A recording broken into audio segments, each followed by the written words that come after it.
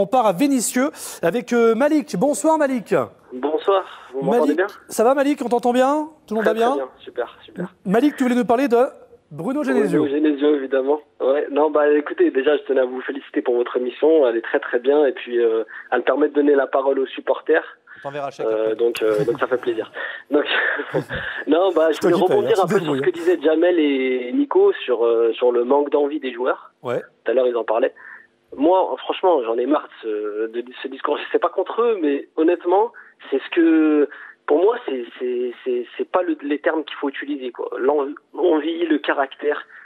C'est pas ça. C'est le manque d'animation. Voilà, le manque d'animation dans le jeu. Il y a rien. Cet entraîneur, il propose rien. Il se base sur les exploits individuels des joueurs, c'est-à-dire Lacazette, Fekir pour faire des exploits comme contre Rome. Vous voyez au match aller, on est sauvé que par des miracles. C'est-à-dire Diakaby, coup de pied arrêté, Fekir, exploit individuel, Tolisso et Lacazette à deux, ils arrivent à faire un truc incroyable autour de 5-6 joueurs, et puis Lacazette à la fin qui sort une mine pas possible. Mais sinon, il n'y a rien dans le jeu, aucune animation. Et on l'a vu au match retour. Et ben voilà, ça valait rien. On était à 11 derrière, sur 90 minutes, on est passé avec je ne sais pas quel miracle. Et voilà, et c'est ça toute la saison. Voilà, donc c'est normal qu'il y ait des joueurs comme Lacazette qui des fois sont en méforme. Il peut pas réussir des exploits tous les matchs, c'est pas possible. Malik, merci beaucoup pour ton coup de téléphone, merci beaucoup pour ton analyse. Messieurs, je vous laisse rebondir là-dessus. C'est pas mental, c'est un problème d'animation. Qui veut se lancer le premier, Razik? Il faut laisser Jamel et Nico, parce qu'ils sont été visés, visiblement. Non, ça peut être une question d'animation, mais dans l'animation, il y a de l'envie. Sans ça, tu ne peux pas avancer. En fait, moi, j'entends tout ce qui est plan de jeu, j'entends tout ce qui est animation. Après, les ingrédients sont donnés par les joueurs. Nous, on a essayé de jouer au niveau. Et pour le coup, on est tous bien formés, on sait comment ça se passe aux entraînements. On sait que les ingrédients, c'est les joueurs qui les mettent. Et à un moment donné, il y a quand même un certain seuil d'envie, de caractère et d'abnégation à donner dans un match.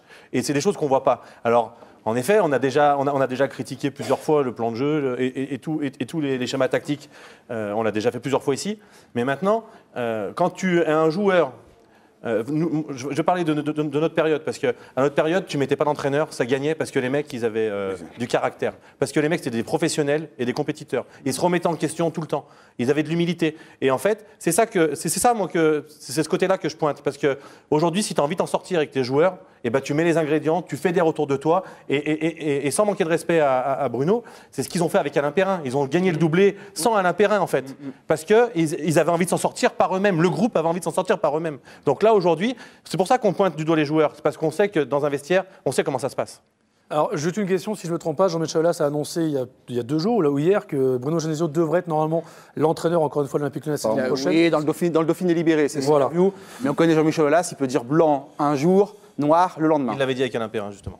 Ah bah donc voilà. Juste, on a encore un tweet qui arrive. Alors, messieurs, ça vous concerne, vous, Razik et Nico. Razik et Nico Fulbois feraient un meilleur boulot que Genesio. Incroyable qu'il dirige une équipe telle que l'OL au vu de son passif. Non, on peut pas là, alors attendez, c'est gentil, mais voilà. Est-ce que là on est dans l'agressif? C'est gentil, mais franchement, c'est gentil, mais avec Nico, c'est un peu limité aussi.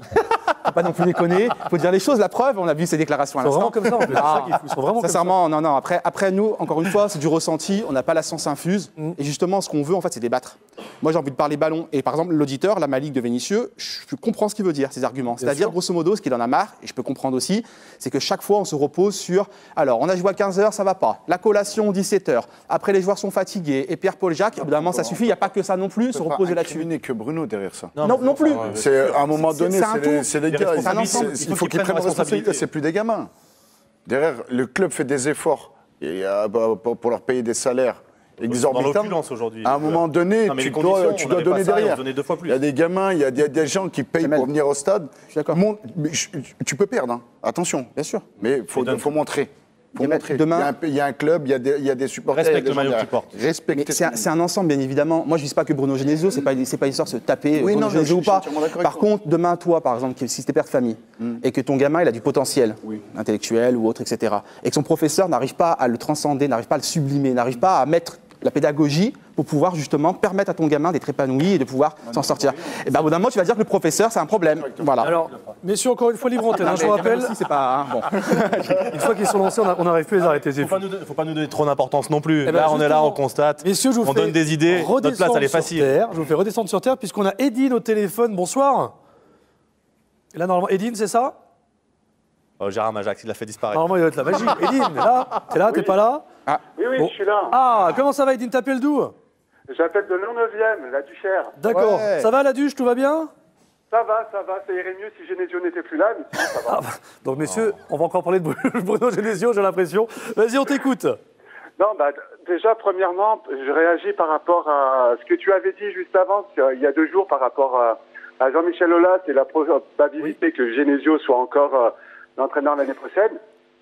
Là, concernant justement ces déclarations d'après-match, cette catastrophe face à Rennes, on sent plus la fin du règne de Pep Genesio. Ensuite, justement, c'est par rapport à son manque de charisme et d'autorité par rapport aux joueurs, puisque voilà, c'est un débutant, il ne sait pas entraîner, il ne sait pas galvaniser les joueurs. Il est tout le temps assis sur le banc. Quand on voit les coachs des autres équipes, ils sont debout en train de booster leurs joueurs, de les galvaniser pour qu'ils tirent le meilleur d'eux-mêmes. Lui, non. Il fait tout le temps les mêmes compositions défensives qui pourtant sont alarmantes.